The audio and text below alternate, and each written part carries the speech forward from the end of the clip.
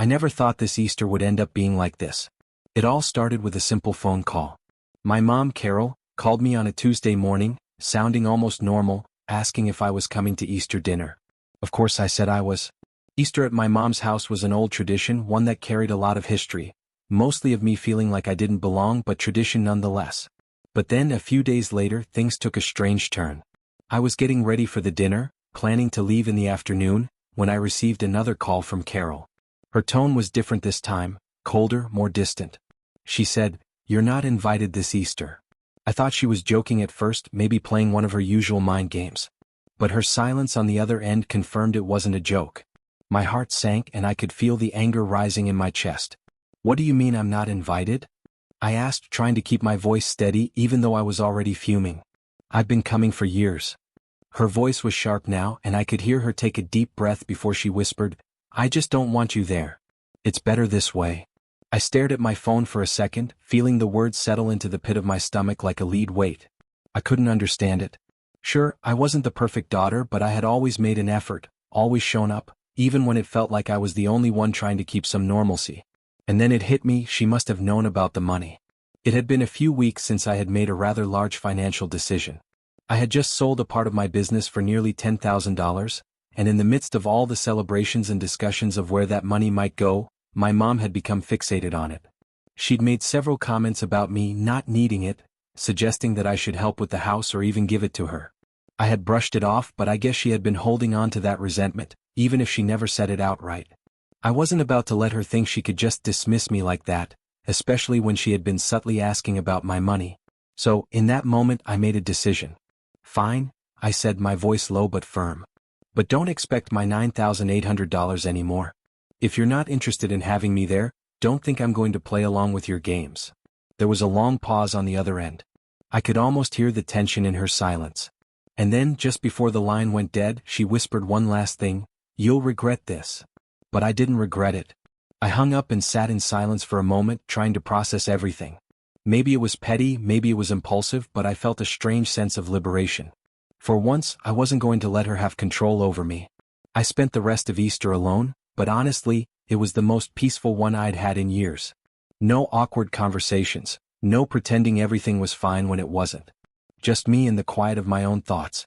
And maybe, just maybe, I'd start living my life on my own terms, without the constant pressure to fit into someone else's mold. The next few days were strange. I didn't hear from Carol for a while, and that silence was both unsettling and oddly freeing.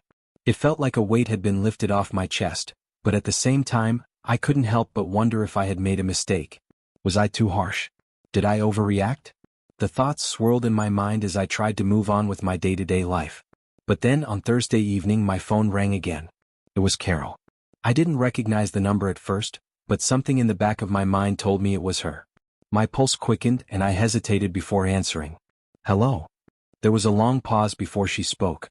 "It's me," she said, her voice softer now, but still carrying an edge of frustration. I just wanted to say that I don't appreciate how you handled things." I sat back in my chair trying to steady my breathing. "Handled things? You told me I wasn't invited.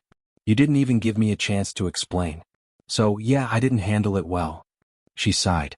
"I didn't want to make a scene. I just didn't think you'd understand. It's not just about the money, you know." I raised an eyebrow. "Then what is it about?" There was a pause, and for the first time in a long while, I could hear her hesitate. It wasn't the usual defensive, dismissive tone that I was so used to. It's about how you've changed, how you've become distant. I'm not blind, you know. I see how you've been pulling away." Her words struck me like a slap in the face. I hadn't realized that my distancing had been so obvious. "I wasn't pulling away, Carol. I was just trying to find myself. You've never really supported me in that." She let out a bitter laugh. "Supported you? What are you talking about? I've always tried to help you, but you never listened. You always had your own agenda." I could feel my own frustration bubbling up again. "Maybe I didn't listen because you never really heard me. All you cared about was your way. And then, when I finally make a decision about my life, it's a problem. Everything I do is a problem, Carol." There was another silence on the other end. The tension felt suffocating, but there was something different now. It wasn't the usual back and forth of accusations and blame. It felt like we were both trying to find some common ground, some understanding that had been missing for so long. I didn't mean to push you away, she said quietly, her voice softening. I don't know how to deal with you growing up. I stared at the ceiling, letting her words sink in. It wasn't an apology, but it was something close. I get it, I said, the anger starting to drain from my voice. But I can't keep pretending like everything is fine when it's not. There was a long pause before she spoke again. So, what now? I thought about it for a moment. This wasn't going to magically fix things, but maybe it was a start. Maybe we start by being honest with each other. No more games, no more pretending. She didn't say anything at first, but I could hear the quiet acknowledgement in her silence. I wasn't sure if this was the beginning of something new or just another fleeting moment of understanding, but it felt like a small victory. A step forward, no matter how tentative. I guess we'll see, she finally said, her voice still carrying a trace of uncertainty. I nodded, even though she couldn't see me. Yeah, we'll see. The next few weeks passed in a strange, almost surreal limbo. Carol and I didn't talk much, but there was a subtle shift in the air between us. It was like the tension had lessened, but neither of us knew exactly how to navigate this newfound space. We were no longer at odds, but we weren't exactly close either. I threw myself into work to distract myself from the growing realization that my relationship with her had changed forever. The idea that I could no longer rely on her the way I used to felt like an open wound that I wasn't quite ready to acknowledge. The silence between us was a daily reminder of everything unspoken. The hurt, the disappointment, the unhealed cracks in our relationship. But I couldn't ignore it anymore. One Saturday afternoon, I got a text from Carol. It was short and to the point. Can we talk? I stared at the message for a moment, unsure of how to respond. It had been weeks since we had had any real conversation, and I wasn't sure what this meant. Was she reaching out again to try to fix things, or was this another attempt at manipulation? I didn't know. I debated for a few minutes, then decided it was time to face whatever was coming. I called her. Hey, I said, trying to keep my voice steady. What's up? There was a long pause on the other end.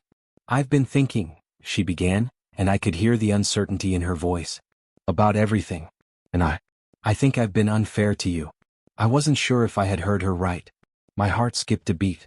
What do you mean? She took a deep breath. I know I said some things that hurt you, and I've been holding on to my own stuff for too long. I never really gave you a chance to be yourself, and I think I've always expected you to fit into a box that's not yours. My throat tightened as I processed her words. I never thought I'd hear her say anything like this. It felt surreal, like she was finally acknowledging everything that had been building up for years. I didn't realize how much that affected you, she continued, her voice softening. And I'm sorry. I want to try to do better. I want to start over if that's okay with you. I sat there for a moment, letting her words settle over me. I hadn't expected an apology, let alone one that felt sincere. It wasn't perfect, but it was a start. A real one. I don't know if things can go back to the way they were, I said, my voice quiet but steady. But I think we can try. I'm willing to try if you are. There was a brief silence before she responded. I'm willing. I know it'll take time, but I want to make it right. We both sat there, the weight of the moment hanging in the air between us. It was like we were both standing on the edge of something uncertain, something fragile, but there was also a spark of hope there, something that hadn't been there in a long time. Okay, I said finally.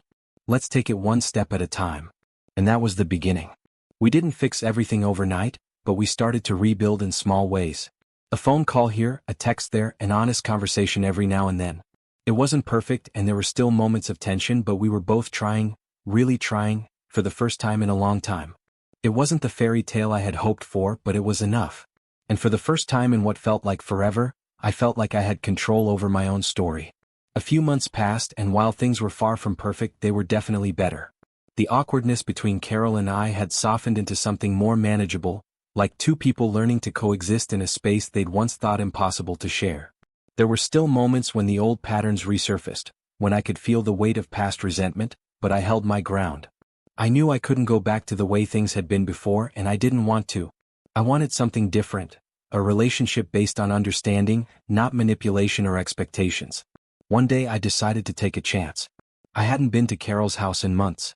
The thought of walking back into the place that had once felt so suffocating made my chest tighten, but I knew it was time. If we were going to make this work, I needed to meet her halfway. I needed to be there. I called her the night before, the nerves already churning in my stomach. Hey, I was thinking, maybe I could come over tomorrow. Have dinner with you. Just like old times. There was a brief silence before she responded. You're sure? I don't want you to feel uncomfortable. The old Carol would have dismissed my discomfort entirely, brushing it off as if my feelings didn't matter. But this version of her, the one that had started to emerge, sounded genuinely concerned. It made me pause for a second. Yeah, I'm sure, I said, feeling a small but steady sense of resolve. I think it's time.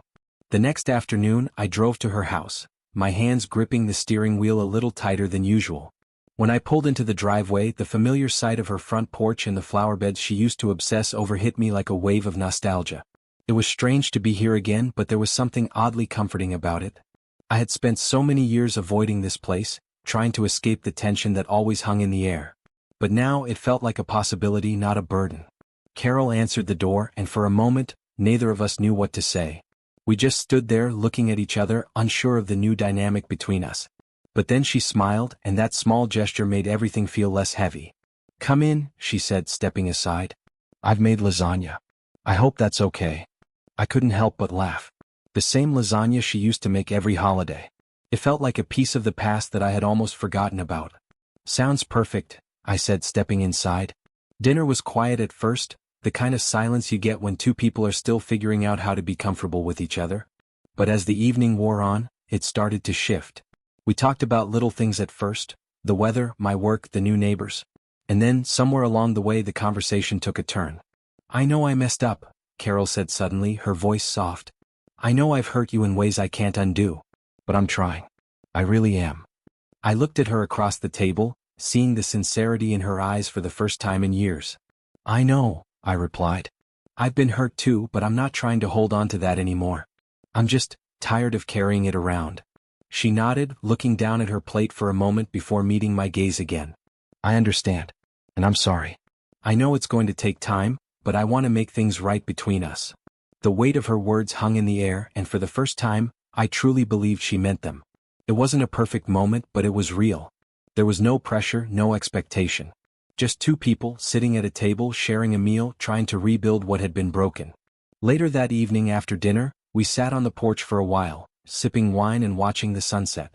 It wasn't the picture-perfect reconciliation I had always imagined, but in that moment, I felt a sense of peace I hadn't realized I was missing. Carol broke the silence first, her voice quiet but the old version of me would have said yes, would have clung to the idea of everything being perfect again. But the new me, the one who had learned to let go, simply said, no, I don't think so. But maybe that's not such a bad thing. Maybe we're just meant to create something new. She smiled softly, and for once I felt a sense of hope for the future. It wasn't about recreating the past anymore, it was about building something that worked for both of us in our own way. Maybe you're right, Carol said, her voice almost wistful. I guess we'll see. And in that moment I realized that things might never be perfect. But that didn't mean they couldn't be enough. And maybe that was all we really needed. The following months unfolded with a slow, steady rhythm. Carol and I kept seeing each other little by little. It wasn't always easy, and there were days when old habits crept back in, but we were figuring it out. The boundaries were clearer now, and while we didn't have the kind of perfect, seamless relationship I'd once hoped for, it was something better, something grounded in truth and effort, not obligation. One weekend, I invited her to my apartment. It had been a while since I had extended that kind of invitation. There was something about the act of inviting her into my space that felt like a small declaration. This was mine. This was where I was building my life, and I wanted her to see it, to understand it. I wanted her to see me as I truly was now, not the daughter she tried to shape, but the woman I'd become. When she arrived, there was a brief moment of awkwardness, as though neither of us knew exactly how to be in each other's space anymore. Carol was still the same woman, full of expectations and unresolved emotions, but the difference was now I could recognize that and not let it control me.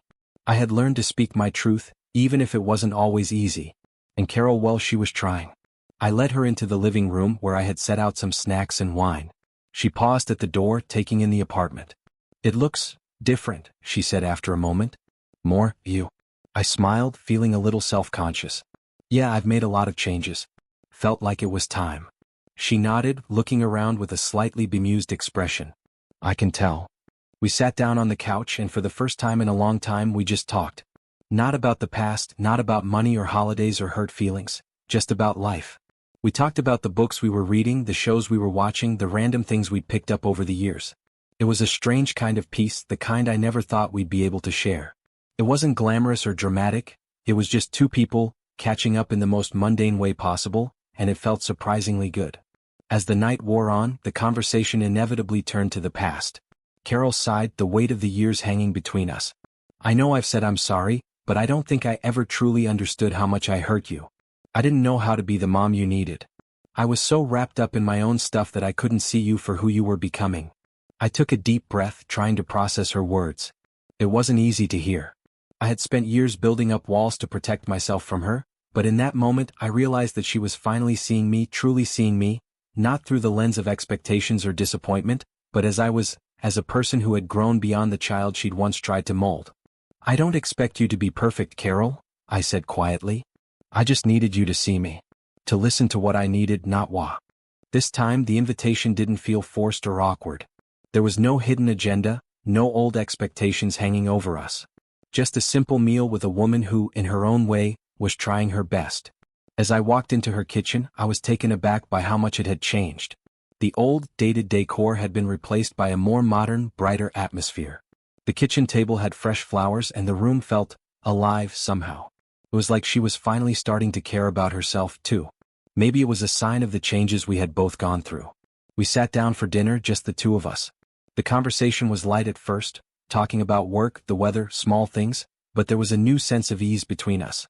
At some point during the meal, Carol looked at me, her eyes soft with something I hadn't seen in a long time. I'm really proud of you, she said, her voice barely above a whisper. I felt a lump form in my throat at her words. She had never been one to express such things easily. I had always longed to hear it, but in the past, it had always felt like a distant dream, something I could never quite grasp. But now, in this moment, it was real. And it meant more than I could ever say. Thanks, Carol, I replied, my voice catching slightly. That means a lot. We sat in silence for a moment and I realized something. This was what I had been waiting for. Not perfection, not the idealized relationship I had imagined for so long. But this moment of quiet acknowledgement, of mutual respect, of simply being two people who had come through the storms of the past and were still standing. After dinner we sat outside on the porch watching the sun set. It was a peaceful evening with the kind of stillness that only comes when you've stopped fighting, both with yourself and with the people you love. I think we've come a long way, Carol said, breaking the silence. We have, I agreed, feeling a weight lift off my shoulders. And I think we're finally okay. No more trying to fix each other. No more trying to make things what they aren't. Just being. She smiled, a genuine, unguarded smile. Yeah, just being. And that was the moment I realized something even more profound than I'd expected. I had finally let go. I wasn't waiting for Carol's approval anymore. I wasn't holding on to old resentments. I had stopped hoping for some idealized version of a relationship. I had accepted that what we had, though imperfect, was exactly what it needed to be. In a way, I realized that the most important part of the journey hadn't been about the money or the fights or the years of tension. It had been about finding peace within myself. It had been about learning how to stand on my own without needing anyone to validate me. And in doing that, I had found a way to truly be with Carol, not as the daughter she once tried to control, not as the mother who tried to shape me, but as two people learning to accept each other as we were. And maybe that was the truest form of love. As the sun dipped below the horizon, I looked at Carol, and for the first time in a long while, I wasn't angry or sad or confused. I was just at peace. Thanks for everything, I said softly. She nodded, her eyes reflecting the same quiet understanding. No, thank you. For being you. And in that moment, I knew everything had changed. We had made it, not to perfection but to something real, and that was enough.